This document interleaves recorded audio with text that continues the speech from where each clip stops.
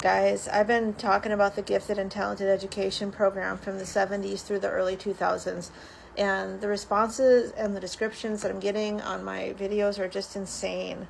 A lot of people have talked about being bused to secondary locations once a week for these for the class, and others talked about going to an outside trailer or a boiler room, talked about windowless rooms, weird testing. A few people actually remember the teacher, but most do not. And they said the main teacher is generally female, but many of you described a man in a suit showing up with a briefcase who was very clinical. And he did different types of tests like Rorschach or the hearing tests, but not just with listening for the tones, but listening for, my glasses are crooked, listening for patterns in stories or certain words and clicking when you heard certain things, or even like predicting the tones perhaps. And one even mentioned having electrodes put on her head in numerous occasions. A lot of people reported two-way glass in the rooms, with others either in the room or on the other side of the glass just observing. This is just really creepy.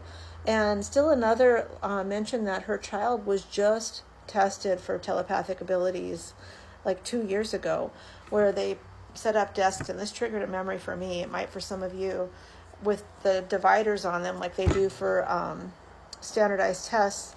And it was like a game where the children were asked to draw or write what the teacher had on their paper in the front of the room, trying to make it fun. And I asked my daughter about this. She's 28, and she remembers that as well. And I vaguely remember that. I don't remember a classroom-wide test for the gifted program. I just remember that I had to go get tested with some psychiatrist or psychologist, and they did an intelligence test.